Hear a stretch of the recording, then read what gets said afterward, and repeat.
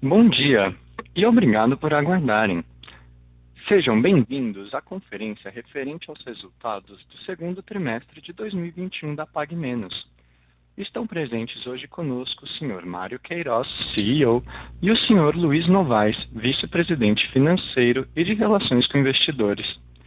Informamos que os participantes estarão apenas ouvindo a teleconferência durante a apresentação da empresa e, em seguida, iniciaremos a sessão de perguntas e respostas, quando mais instruções serão fornecidas. Caso algum dos senhores necessite de alguma assistência durante a conferência, queiram, por favor, solicitar a ajuda de um operador digitando *0. Esse evento também está sendo transmitido simultaneamente pela internet via webcast, por meio de videoconferência, podendo ser acessado no endereço pagmenos.riweb.com.br. Informamos que as perguntas enviadas pela plataforma de webcast serão respondidas posteriormente pela área de Relações com Investidores. Informamos também que esta conferência será conduzida em português pelo management da companhia e a teleconferência em inglês será realizada por tradução simultânea. A companhia esclarece que segue o protocolo de segurança e que os participantes foram testados previamente para a realização desta videoconferência. Antes de prosseguir, gostaríamos de esclarecer que eventuais declarações que possam ser feitas durante essa teleconferência, relativas às perspectivas de negócios da companhia, projeções e metas operacionais e financeiras, constituem-se em crenças e premissas da diretoria da PagMenos, bem como informações atualmente disponíveis para a companhia. Considerações futuras não são garantias de desempenho e envolvem riscos, incertezas e premissas, pois se referem a eventos futuros e, portanto, dependem de circunstâncias que podem ou não ocorrer. Investidores devem compreender que condições econômicas gerais, condições do setor e outros fatores operacionais podem afetar os resultados futuros da empresa e podem conduzir a resultados que diferem materialmente daqueles expressos em tais considerações futuras. Gostaria agora de passar a palavra ao Sr. Mário Queiroz, que iniciará a apresentação. Por favor, Sr. Mário, pode prosseguir. Olá, bom dia a todos, sejam bem-vindos a mais uma teleconferência de divulgação de resultados da PagMenos. E dessa vez não só tele, mas também vídeo, sinal dos novos tempos, onde nos acostumamos a conversar através dessas telinhas das plataformas de videoconferência. Eu não sei se vai acrescentar muita coisa vocês e poderem enxergar esses dois artistas aqui, né, Novaes? Mas nossa assessoria disse que era importante que vocês pudessem ter acesso à nossa fisionomia, nossas expressões faciais, gestos corporais, além da voz. Mas o importante, o que eu espero, é que após a nossa apresentação, pelo conteúdo aqui apresentado e pelos resultados obtidos, vocês percebam que nós somos muito mais do que dois rostinhos bonitos na TV. Quebrado o gelo aqui, vamos ao que interessa. Já passo a palavra aqui para o Novaes, que vai explicar os belos números do segundo trimestre, um trimestre histórico para a PagMenos, onde nós atingimos um lucro líquido de mais de 71 milhões de reais. Depois eu volto com algumas inovações do nosso hub de saúde e o crescimento dos nossos canais digitais. É com você, Novaes. Obrigado, Mário. Bom dia a todos. Então, começando a nossa sessão de resultados do segundo TRI, na página 4, a gente reporta, como o Mário bem introduziu, um resultado recorde para a história da companhia. Uma sequência já de 7 trimestres de resultados muito positivos e muito consistentes. Esses resultados não foram por acaso, não foram efeitos exógenos que causaram esses resultados. É resultado de muita execução, de muita operação de loja. Todas as áreas estratégicas da companhia estão evoluindo muito positivamente e, como consequência disso, a gente então traz esses resultados para apresentar para vocês.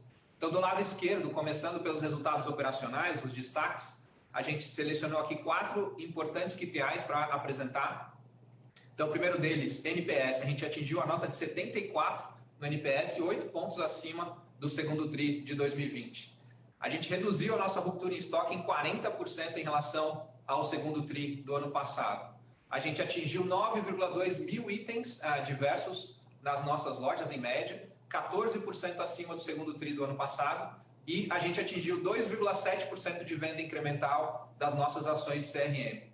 E como consequência disso, do lado direito do slide, os resultados, alguns destaques do resultado financeiro: 19,7% de crescimento de mesmas lojas, 18,9% em lojas maduras, 31% de margem bruta, 1,7 ponto percentual acima do segundo tri do ano passado. Como o Mário destacou no início, 71,6 milhões de lucro líquido, resultado recorde para a gente trimestral da história da companhia, e um ROIC de 21,8%, 3,7 pontos percentuais acima do segundo tri do ano passado. Resultados que nos deixam bastante otimistas para o futuro, porque a gente ainda tem capturas de valor para serem implementadas na companhia, ou seja, a gente está bastante otimista com o futuro. Na próxima página, página 5, a gente destaca aqui o overview do novo ciclo de expansão da companhia. O ciclo está avançando conforme planejado. A gente inaugurou 7 lojas este ano, sendo 6 lojas nesse trimestre e uma loja no trimestre anterior. E esse resultado, do lado direito, a gente demonstra o perfil dessas lojas. Então, 86% das lojas da região Nordeste, 86% nos micromercados de classe C, com renda média próxima de R$ 2,5 mil por mês familiar. E os resultados dessas lojas nos primeiros meses de vida delas é muito animador. São resultados acima do nosso planejamento, ou seja, que nos deixa bastante otimista também com o futuro. Novaes, posso fazer uma atualização? Sem dúvida. Esse número de 7 lojas inauguradas é até o dia 30 de junho. Hoje, nós já estamos inaugurando a 14ª loja desse novo ciclo. Ou seja, nós já inauguramos 5 lojas no mês de julho, inauguramos uma loja ontem, a 3ª loja de Santarém, no Pará, e hoje estamos inaugurando a primeira loja de Guaraciaba do Norte, aqui no Ceará. Então, o trem já saiu da estação e está pegando velocidade. Excelente. Então, como o Mário acabou de dizer, a gente ganha velocidade de inaugurações agora no terceiro tri e no quarto tri, ou seja, um número relevante de inaugurações no terceiro tri, e também no quarto tri, onde a gente começa a atingir já uma velocidade de cruzeiro normalizada em aberturas de lojas. Sempre com foco na região norte e nordeste, faixas de renda popular, como a gente disse, onde a gente sabe operar muito bem. No pipeline de expansão, a gente tem 130 novos pontos já aprovados no nosso comitê e mais de 70 contratos já assinados com proprietários dos imóveis. Na página 6, a gente traz a informação de market share, resultado também muito bom para o segundo tri. A gente retoma o nosso crescimento de market share nas nossas regiões core, no Norte e Nordeste. A gente, então, aumenta 0,2 ponto percentual na região Nordeste e 0,7 ponto percentual acima do segundo tri do ano passado na região Norte. O que nos dá bastante também otimismo, porque, como a gente acabou de dizer, a gente está só no início do nosso ciclo de expansão. Então, com as lojas no portfólio atual, com um same-store tão positivo como a gente vai mostrar daqui a pouco, e o novo ciclo de expansão, a gente está bastante otimista com o market share para os próximos trimestres. Na página 7, a gente trouxe aqui uma informação nova para vocês, uma informação que a gente achou bem legal. São dados da Equivia. A gente, então, segregou a evolução de venda total Brasil, das redes, das farmácias independentes e da Pague Menos, a quantidade de lojas e a venda média por loja. Então, nesse gráfico, a gente consegue ver que a gente teve uma evolução muito positiva em venda total, mesmo com a quantidade de lojas ainda negativa em relação aos trimestres anteriores. A gente concluiu o nosso saneamento de portfólio e agora a gente inicia o novo ciclo de expansão. Mas a gente compensou essa evolução com uma venda incremental importante de venda média por loja, fruto de muito trabalho de incremento de sortimento, diminuição de ruptura, melhoria de operação de loja, melhoria do NPS, consequentemente, participação dos canais digitais, serviços farmacêuticos, nossas categorias de produtos de marca própria, entre outros. Ou seja, todas essas alavancas trabalhando em conjunto fizeram com que a nossa venda média por loja aumentasse 13,4%. E a gente teve um incremento na venda média por loja maior do que as redes e as farmácias independentes em todas as regiões do Brasil, exceto no Centro-Oeste, ou seja, resultados muito positivos realmente, fruto de todo o trabalho operacional da companhia. Na página 8, mais informações sobre a evolução da venda, resultado muito forte, fruto dessas melhorias que a gente acabou de dizer, também impulsionado pelo reajuste de medicamentos que aconteceu agora no segundo tri, e um destaque importante para as lojas maduras. Então, nos primeiros 3 gráficos desse slide, um comparativo com o ano anterior, a gente então cresceu 20,6% em venda total, 19,7% em same-store e 18,9% em maduras. E nos 3 gráficos na parte de baixo do slide, aqui a gente traz uma evolução acumulada dos 2 últimos anos, para poder aqui demonstrar ainda mais claramente, expurgando os efeitos de diferenças de datas de reajuste de medicamentos e a evolução da pandemia, a gente está numa sequência muito positiva, uma tendência muito positiva de crescimento de vendas, ou seja, trimestre após trimestre, nesse acumulado de 2 anos, a gente está evoluindo. E, de novo, aqui um destaque para lojas maduras. No último gráfico do slide, a gente cresceu 23% em 2 anos em lojas maduras, mais do que o dobro da inflação, ou seja, resultados bem positivos realmente. Na próxima página, página 9, a gente traz aqui mais detalhes sobre um dos indicadores operacionais que mais tem nos ajudado a incrementar o faturamento da companhia, que é a disponibilidade de produtos em loja. Então, a combinação de aumento de sortimento e diminuição de ruptura, ou seja, a combinação perfeita aqui de melhoria de disponibilidade de produtos em loja. Então, a gente sai de um patamar de 7,9 mil SKUs em média por loja no primeiro TRI de 19 para 9,2 mil SKUs em média por loja no segundo TRI, e ainda assim com diminuição de 26% no nível de ruptura em relação ao primeiro TRI do ano passado. A gente tem ali um pico de ruptura no primeiro TRI de 20 por conta da demanda adicional de Covid, mas a gente está numa tendência muito positiva, tanto de evolução de sortimento quanto de diminuição de ruptura. E a gente ainda tem espaço para melhorar esses indicadores. Na página 10, a evolução de mix de categorias e marcas próprias. Aqui, destaques positivos para a categoria de genéricos. Então, a gente atingiu 9,6% de participação nessa categoria. Aqui é fruto de muito trabalho da nossa equipe comercial e de operações, ações comerciais, muita ação de CRM, sempre, obviamente, respeitando a prescrição médica. E, na nossa visão, o nosso fair share de participação de genéricos é ali próximo de 11%, 12%, ou seja, a gente ainda tem bastante espaço para melhorar essa categoria, que vai nos ajudar também em melhoria de margem bruta. O outro destaque para a categoria de serviço, que a gente atingiu 3,3% de participação, é um incremento bastante relevante, fruto também de aqui testes de Covid, mas o Mário vai explicar na segunda parte da reunião o quanto a gente está evoluindo no nosso ecossistema, nosso hub de saúde, evoluções muito positivas, e a gente vai trazer essas novidades para vocês. E a gente também destaca do lado direito a participação da marca própria, também é uma categoria muito importante para a gente, que traz incremento de margem, traz venda adicional. Mesmo com a companhia crescendo tão forte na venda total, mais de 20%, a gente continua ganhando participação nas categorias de marca própria. A gente atingiu 6,2% na venda total e 13,7% na categoria do autosserviço. Então, aqui, para dar mais informações para vocês, cerca de 30% dessa venda é oriunda de lançamentos feitos nos últimos trimestres. Aqui é fruto de uma correta estratégia de lançamentos de produtos, ou seja, isso está realmente também nos ajudando muito, tanto em margem quanto em faturamento. No próximo slide, slide 11, como consequência desses indicadores que a gente acabou de dizer, outra excelente notícia do nosso resultado desse trimestre, a gente atingiu 31% de margem bruta, mesmo com algumas pressões negativas de AVP, impostos e também o aumento da participação dos canais digitais e das nossas parcerias e convênios, que corroem um pouquinho a margem, mas traz um cash margem muito positivo. Mesmo assim, a gente teve um incremento tão importante em margem bruta, 1,7 ponto percentual acima do segundo TRI do ano passado. Aqui é fruto de um planejamento muito bem feito pela nossa equipe comercial para poder capturar os efeitos da pré-alta, do reajuste de medicamentos, toda a captura de benefícios do projeto de Vendor Management, crescimento das categorias de marca própria e genérico e redução nos nossos índices de perdas com estoques. Ou seja, notícias bem positivas também nos deixa otimista com relação ao restante do ano. O segundo TRI é um ponto fora da curva por conta da pré-alta, mas a gente também tem perspectivas positivas para os trimestres seguintes do ano. Na próxima página, nossa evolução de despesas, outra notícia bem positiva, a gente tem conseguido controlar as pressões inflacionárias de aluguel, principalmente por conta do IGPM, também custos incrementais com adquirências de cartões de crédito e débito, com maior produtividade em loja, principalmente no controle de pessoal, que é a maior parte das nossas despesas. Então, a gente mantém ali mais ou menos o mesmo patamar em despesas com vendas, 18,7%.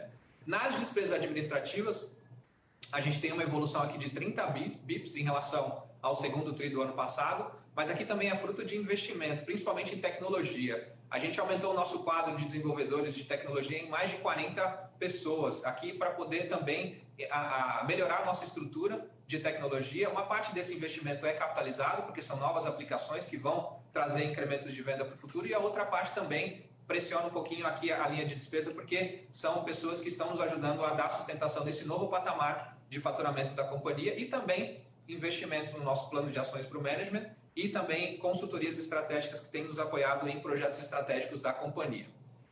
Na próxima página, como consequência da margem bruta e das despesas aqui, uma melhoria super importante na nossa margem de contribuição. A gente atingiu 12,3% de margem de contribuição.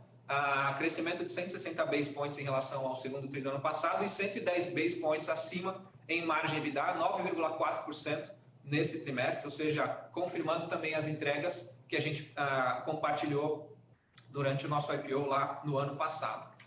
Na próxima página, o lucro líquido recorde, como o Mário também destacou no início, 71,6 milhões de reais no segundo tri. Somado ao primeiro tri, esse semestre a gente já entregou um lucro líquido maior do que todo o ano passado, ou seja, a gente está numa tendência muito positiva de evolução de resultados de lucratividade da companhia. E do lado direito, a gente destaca aqui os componentes desse crescimento de lucro. Além da evolução da venda e da evolução da margem, que são os dois primeiros degraus, a gente também tem um resultado financeiro melhor por conta de uma posição de caixa e uma situação financeira bem melhor em relação ao ano passado. Então, 24,3 milhões de reais de economia com despesas financeiras, que ali, adicionado à depreciação e amortização e efeitos de imposto de renda, a gente então atinge 71 milhões de reais, mais de 71 milhões de reais de lucro líquido no segundo tri deste ano. Na próxima página, informações adicionais sobre ciclo de caixa e endividamento. Em ciclo de caixa, a gente atingiu 63 dias de ciclo de caixa, 15 dias acima do que o segundo tri do ano passado. Aqui, desses 15 dias adicionais, 9 dias é muito em função da redução drástica no volume de antecipações de recebíveis que a gente fazia no ano passado. Por conta de uma situação mais sólida de caixa, a gente não está usando mais este mecanismo. E também temos 6 dias dessa distância entre o prazo médio de estoques e o prazo médio de pagamentos, em relação ao segundo tri do ano passado, aqui, fruto também de investimentos em estoques que foram feitos para capturar os efeitos da pré-alta, e ainda temos algum estoque para capturar esse efeito, e também investimentos para poder fazer frente a esse novo ciclo de expansão que a companhia vai ter, um número relevante de inaugurações, ou seja, a gente já começou a adquirir estoques, e o incremento de sortimento que a gente destacou também no início da apresentação. Do lado direito, nosso nível de endividamento permanece ali no patamar de 1 vez dívida líquida EBITDA, excluindo os efeitos do IFRS 16 e 0,6 com os efeitos do IFRS 16, uma situação bem dentro do nosso planejado em termos de endividamento. No próximo slide, a gente demonstra aqui a geração de valor para os acionistas da companhia. Então, a companhia, a posição de sexta-feira, a gente teve uma valorização na ação da companhia de mais de 40% em relação ao preço do nosso IPO lá de setembro do ano passado. Então, uma evolução bem positiva em termos de valorização da ação. E do lado direito aqui, o delta entre o ROIC da companhia e o custo de captação são mais de 16 pontos de distância entre essas duas métricas, ou seja, situação bastante favorável para a companhia em termos de retorno sobre o investimento.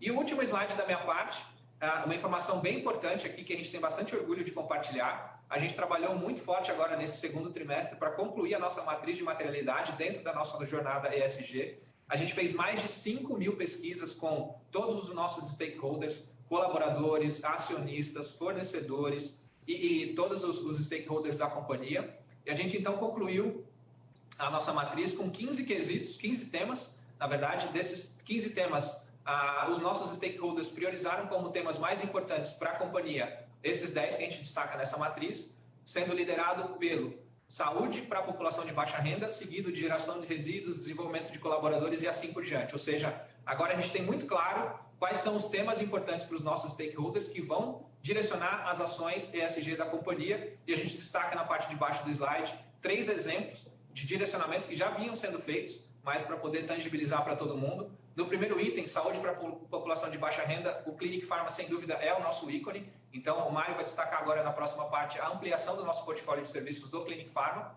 Segundo, no quarto item, que é consumo de energia renovável, a gente atingiu agora no segundo tri uma geração de energia limpa, né, energia solar, equivalente a 55% das nossas lojas, do consumo das nossas lojas, e a gente está trilhando muito rapidamente para ter 100% das nossas lojas sendo abastecidas com esse tipo de energia. E no item 7, relacionado à ética e transparência nas relações, a gente incorporou dentro da nossa plataforma de treinamento, a Pharma, treinamentos relacionados a mecanismos de combate à corrupção para todos os funcionários da companhia, então robustecendo ainda mais o nosso compromisso com este quesito.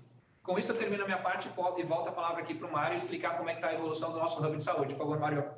Obrigado, Novaes. Realmente são números pujantes. O quarto trimestre após o nosso IPO, de números bem consistentes, bem fortes, que mostram e comprova todo o trabalho tem sido feito, o resultado desse trabalho em excelência operacional, em melhoria dos nossos processos, em melhoria aí todos os nossos KPIs. E isso aí não fica só na parte operacional e financeira, mas aí o nosso hub de saúde aqui também tem muita novidade, muita coisa que para nos alegrar, né? E nos dar orgulho. Então, eu peço que a gente já vá aí para o slide 19. A gente traz aqui algumas inovações que foram implementadas nesse último trimestre. Então, lembrando aí do lado esquerdo superior, que a Pagamentos foi pioneira no oferecimento de testes laboratoriais remotos. Hoje a gente tem o maior portfólio ofertado no mercado, e esse trimestre a gente implementou o RT-PCR, teste de anemia. Então, continua crescente a expansão nesse teste, e daqui a 2 slides eu vou explicar por que dessa importância, o que a Pagamentos quer nessa jornada, qual a lacuna que nós vamos preencher nessa jornada do paciente. Aqui mais embaixo, uma coisa que nos dá muito orgulho, a Pagamentos tem no seu DNA ser inovadora, está à frente do seu tempo, e nós somos a primeira rede de farmácia a comercializar toxina botulínica. Nessa primeira fase, a gente está focando no B2B, então comercializando para clínicas e profissionais da saúde. A toxina botulínica, ela é muito usada na parte estética, mas também na parte de saúde, como por exemplo, aquelas pessoas que têm uma sudorese exacerbada, pode ser controlada com a toxina botulínica. E numa segunda fase, mais um futuro breve aí, nós vamos oferecer a aplicação da toxina botulínica nos nossos consultórios farmacêuticos, sendo realizado por profissionais especializados. Lá em cima, lá direito, a gente fala aí da ampliação do home care. Então, esse serviço que foi impulsionado pela pandemia, onde as pessoas estavam com receio de sair de suas casas, e foi dado início com a realização dos testes de Covid em domicílio, a gente percebeu uma demanda reprimida aí por esse serviço. Nós já ampliamos, e hoje, além de testes de Covid em domicílio, a gente realiza também a aplicação de injetáveis, acompanhamento de diabéticos, de hipertensos e outras patologias. E no programa de saúde, programa de suporte ao paciente do AMI, o AMI, que é o nosso braço de produtos de alta complexidade, atendimento de medicamentos especiais, a gente oferece, muito mais do que só vender o produto, dar esse acesso ao produto, a gente oferece um serviço de acompanhamento. Então, acompanhamento do tratamento, acompanhamento da posologia, e a nossa equipe também está disponível 24 horas para tirar dúvidas, tanto do medicamento como do tratamento, e fazer o link com a indústria, com o laboratório e com o médico do paciente. A outra novidade que a gente implementou nesse trimestre foi a ampliação das modalidades na telemedicina, na teleconsulta. Então, além do clínico geral, que já trabalha, já é ofertado nas nossas lojas, a gente tem também agora nutricionistas, psicólogos e o farmacêutico. Então, se o cliente não quer ir na nossa loja para ter a consulta com o farmacêutico, agora ele também pode fazer por teleatendimento ou por vídeo, né, na telemedicina. Por último, aqui nesse slide, eu falo do Title Care. É um projeto bem audacioso, uma parceria com a Saúde ID, que é do Grupo Fleury. É um projeto piloto que a gente está realizando na cidade de São Paulo, onde a gente utiliza um device que traz maior precisão no diagnóstico de algumas patologias, algumas doenças, como, por exemplo, garganta, ouvido, pele. Então, a gente consegue dar maior qualidade e maior precisão no diagnóstico do médico que está fazendo atendimento através da telemedicina, através da teleconsulta em nossas lojas.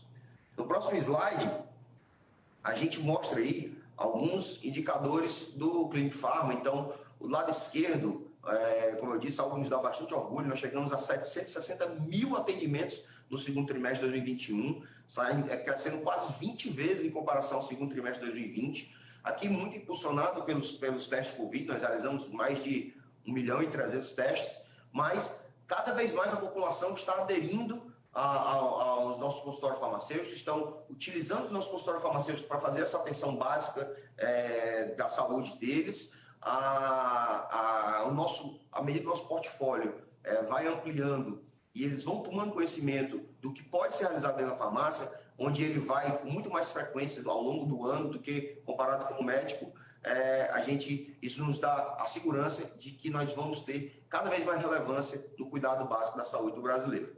No meio aqui, o indicador de adesão. Então, de cada 100 pessoas que entraram em nossas lojas, quase 7 utilizaram algum dos serviços do Clinic Pharma. E do lado direito do nosso slide, a taxa de conversão. Acho que é o principal indicador aqui do nosso Hub de Saúde, porque a gente sempre falou que o nosso Hub de Saúde, o nosso Clinic Pharma, é uma plataforma, é uma ferramenta de fidelização.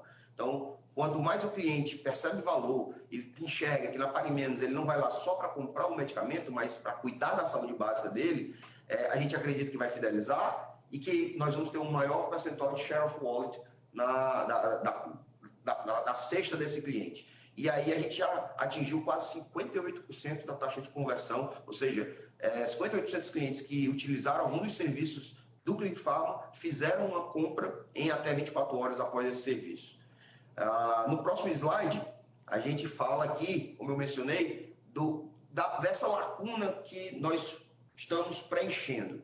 Então, olhando aqui para a jornada tradicional do paciente, quando ele vai cuidar de uma patologia de baixa complexidade, ele precisa agendar a consulta médica, depois no médico, o médico sugere e solicita alguns exames, então ele vai no laboratório de análise clínica, depois ele espera o laudo desses exames, depois ele marca de novo o retorno com o médico, e aí só então o médico consegue prescrever o tratamento. E isso leva dias.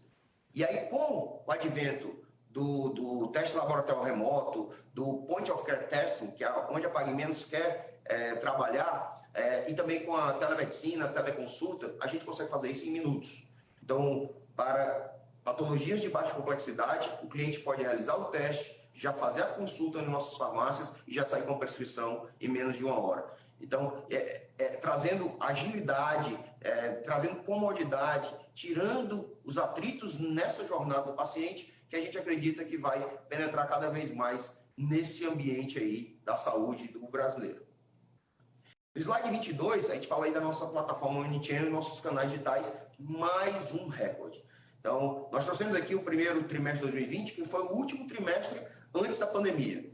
E aí, olhando o primeiro trimestre de 2020 em comparação com o segundo trimestre, a gente já vê um salto, né? E aí foi um salto, todos os setores foram impactados pela pandemia, isso não é uma novidade, mas o que a gente quer mostrar olhando o segundo trimestre de 2021 contra o primeiro trimestre de 2020, a gente mais que triplica a nossa venda nos canais digitais. Ou seja, nós fomos impulsionados sim pela pandemia, porém tem muito mais que isso. É todo o investimento que a gente tem feito em user experience, em navegabilidade, em expansão das nossas lojas digitais, das nossas lojas de delivery, expansão dos nossos parceiros de last mile.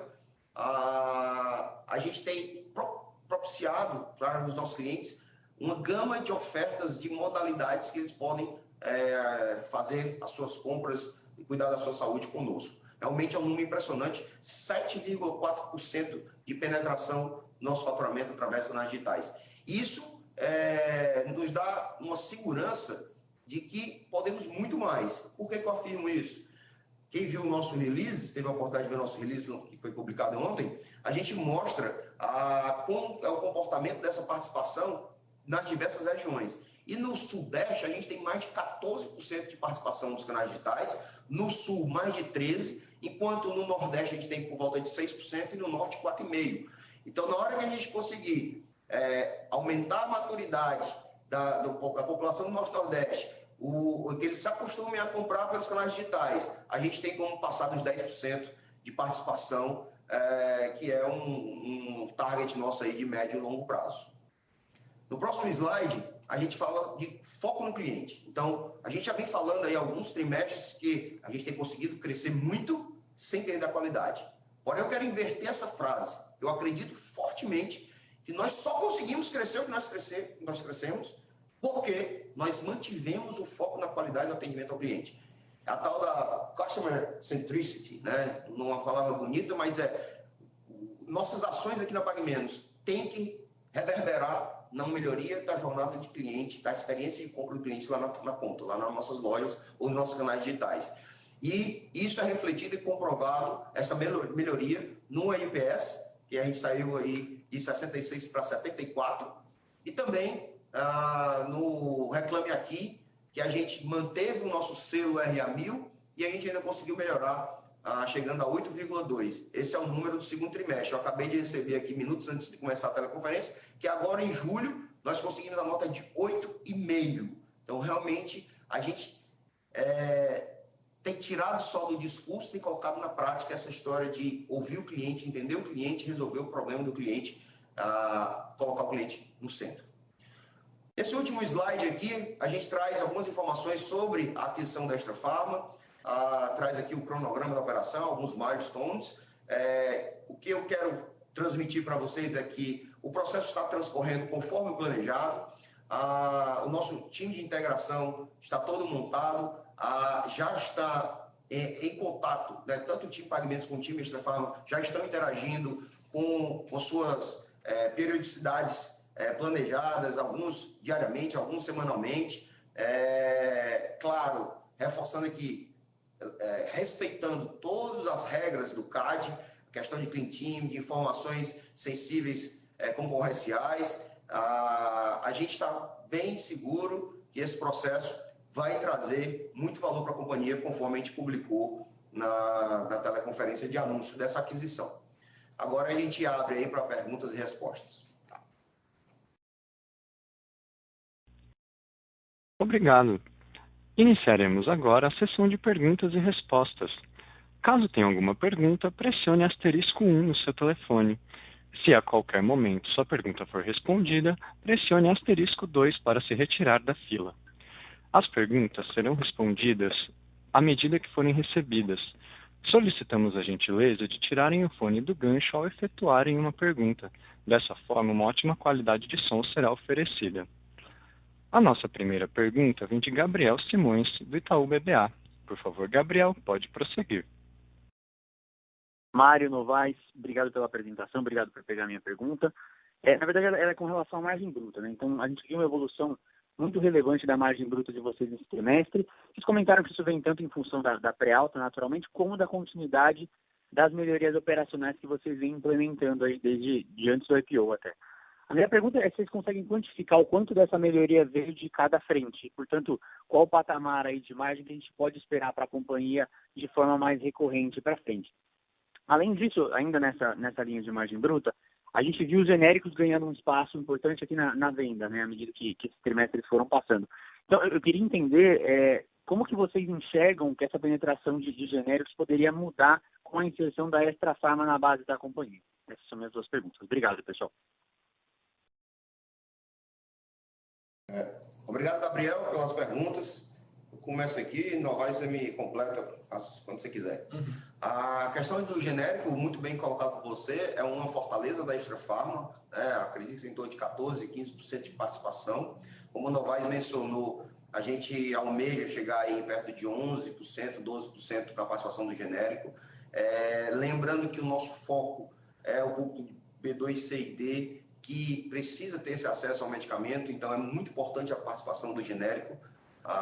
E aí, felizmente, o genérico traz uma maior rentabilidade para a companhia, então, à medida que ele aumentar a participação, deve impactar a nossa margem bruta. Gabriel, como você sabe, a gente não dá guidance, mas o que a gente tem falado ao longo dos trimestres é que a gente ainda vê oportunidade de melhoria da margem bruta, fruto de todo o projeto do Vendor Manager, o incremento de marcas próprias, o incremento da venda e a participação de genéricos. Isso tende a continuar aumentando aí a nossa margem bruta. A gente sabe que a nossa margem bruta é uma das maiores do setor, mas existe as razões por que disso. E aí o Novaes aqui, que é o dono dos números, pode até ver se consegue quantificar a pergunta que você fez, quanto que viria durar pré-alta e quanto que é a tendência. Aí é com o Novaes. Obrigado, Gabriel. Bom, o Mário acho que explicou bem. A evolução de margem bruta da companhia ela é meio constante. Aí. Se você olhar desde o terceiro tri do ano passado, a gente vem evoluindo muito bem por conta da captura dos projetos de vendor management e etc. Ou seja, a gente vem ali galgando 80 bips, 40 bips, a gente já vem aumentando participação nos trimestres anteriores em relação aos seus correspondentes trimestres de comparação por conta dessas capturas.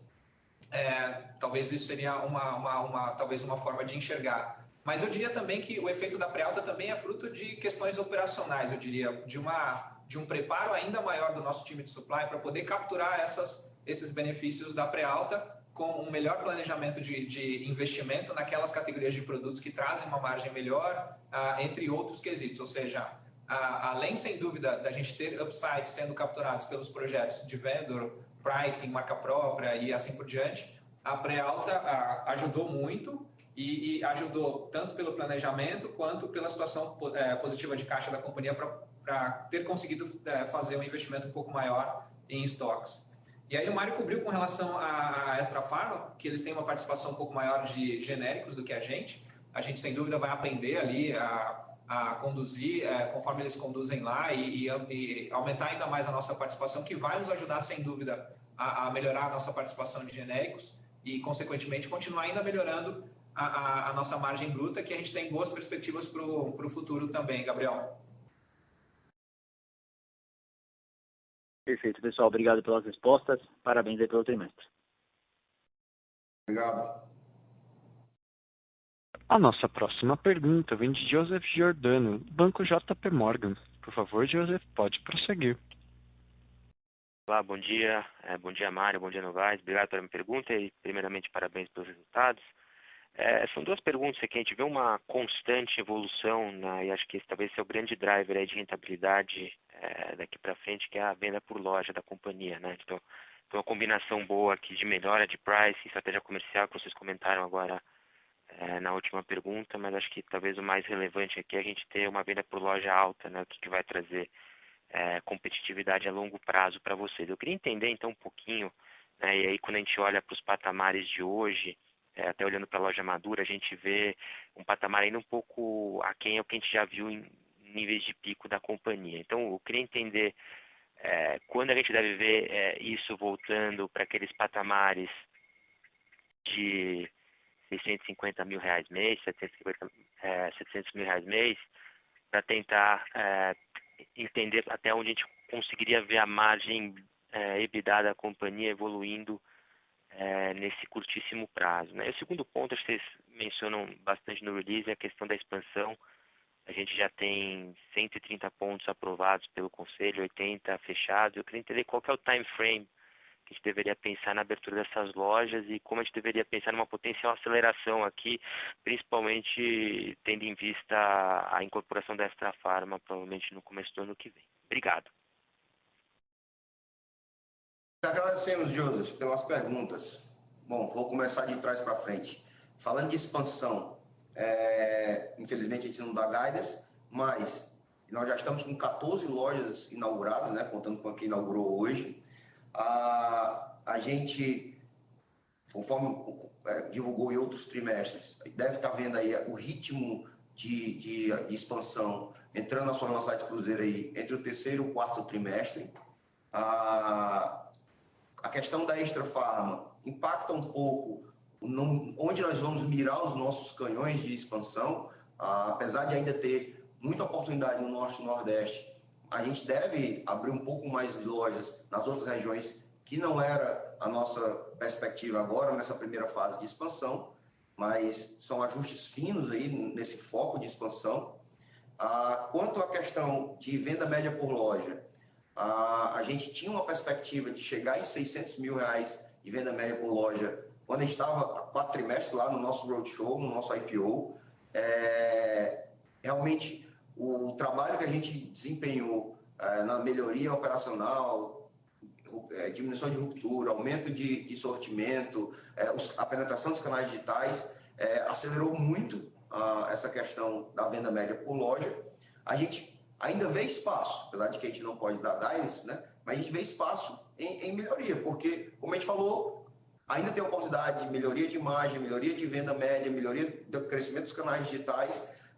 Lembrando que esses clientes do canal digital, uma grande parte deles são clientes que não são pagamentos, outros são clientes que se tornam omnichannel, que compram na loja e no e-commerce, compram na loja e no delivery, às vezes compram nos 3, compram no last mile. Então, são vendas incrementais. Falando em venda incremental, ainda tem toda a questão do CRM, que a gente tem investido, e é igual a construção, quando está nos fundamentos lá, quase ninguém vê, na fundação. Mas agora está aparecendo, então já tem alguns trimestres que vem aparecendo o resultado do trabalho em CRM, toda a limpeza de base do cliente que a gente fez,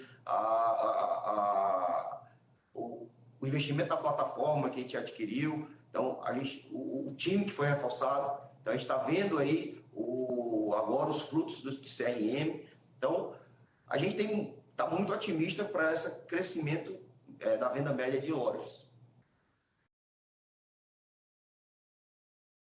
Perfeito, muito obrigado, Mário.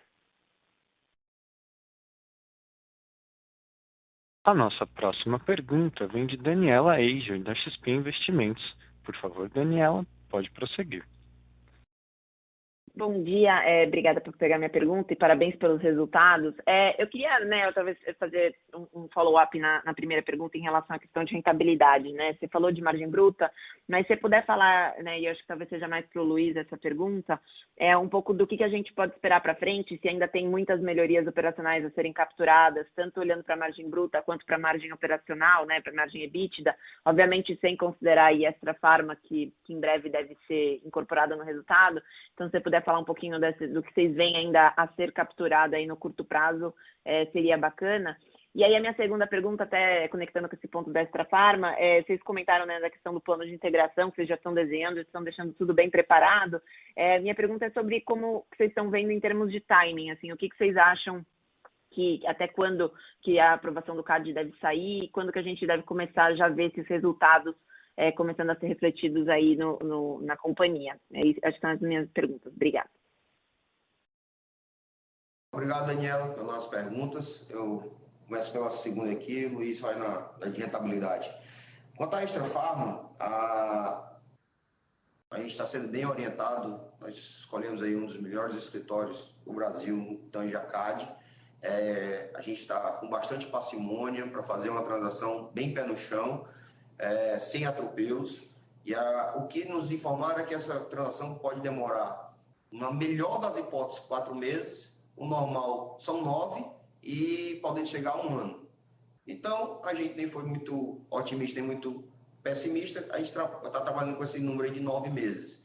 Algo aí no primeiro trimestre de 2022 é o que a gente acredita que vai ter a aprovação final do CAD. Complementando aqui, Dani, a primeira pergunta com relação a melhorias de resultado operacionais, eu diria para você que a gente tem oportunidades ainda nos 3 grandes blocos de melhorias dentro do P&L, né? Na venda, na margem bruta e no SG&A. Na venda, como o Mário explorou na questão anterior, a gente ainda tem bastante espaço para melhorar sortimento, a gente ainda tem espaço para diminuir ruptura, aumentar a participação de marca própria, e os canais digitais também têm um ticket médio um pouco maior. Nossa linha de medicamentos especiais está crescendo bastante, como a toxina botulínica, que o Mário também destacou. Ou seja, tem grandes alavancas para incrementar o faturamento da companhia, consequentemente venda média por loja. Na margem bruta, eu diria para você que a gente está mais ou menos no meio do caminho de capturas de upsides dos projetos de vendor management e de pricing. Ainda temos espaço para melhorar índice de perdas com estoques, entre outros. Ou seja, temos também bastante oportunidade em margem bruta. No SG&A, a gente felizmente está conseguindo controlar bem as despesas, mesmo com pressões inflacionárias. Então, o incremento de venda provavelmente nos ajudará a neutralizar esses efeitos de inflação. E ainda assim, temos ali alguns espaços também. A gente está fazendo um projeto grande agora com o McKinsey apoiando a gente para procurar oportunidades em todas as linhas do SG&A. E a gente tem ali vários bids sendo feitos em limpeza, segurança, transporte, etc. Ou seja, a gente tem ali também oportunidades de eventualmente reduzir alguns gastos em linhas específicas do SG&A. Ou seja, a gente continua firme, trilhando no caminho de melhorar a rentabilidade da companhia. A gente já atingiu, acho que o mato alto, uma parte dele a gente capturou já nesses 7 trimestres, já que a gente vem evoluindo bem em termos de margem EBITDA, mas temos espaço para capturar aí nos próximos trimestres também. O segundo TRI é um TRI fora da curva, né, por conta da melhoria de margem, mas olhando os demais trimestres do ano em relação aos seus trimestres correspondentes, a gente sem dúvida vai trabalhar aqui para continuar melhorando a rentabilidade da companhia. Excelente, muito claro. De novo, parabéns pelo resultado. Obrigado, Dani. Obrigado, senhoras e senhores. Encerramos nesse momento a sessão de perguntas e respostas. Gostaria de passar a palavra para o senhor Mário Queiroz para suas considerações finais. Bom, só venho agradecer o tempo e o interesse de todos e fazer um convite. Convidá-los para o nosso Pague Menos Day, né, o nosso Investor Day, que acontecerá no dia 2 de setembro de 2021, exatamente um ano após o nosso IPO, onde nós vamos aí, no período da manhã, do dia 2, trazer muita informação para vocês, colocar o máximo do nosso management à disposição, trazendo as novidades que a gente está trabalhando aí para o futuro breve da Pague Menos. Então vai ser um dia muito rico, com muita informação, porém muito objetivo, infelizmente ainda de forma virtual, né, que gostaríamos muito aqui de recebê-los em nossa casa. O cearense, o brasileiro como um todo, é muito acolhedor. Queríamos oferecer um baião e uma rapadura para vocês, mas infelizmente esse ano ainda vai ter que ser na forma virtual. Então, marque aí, save the date, dia 2 de setembro, no período da manhã, Pague Menos Day. Um forte abraço, fique com Deus. A teleconferência da Pague Menos está encerrada. Agradecemos a participação de todos, tenham um bom dia e podem se desconectar agora.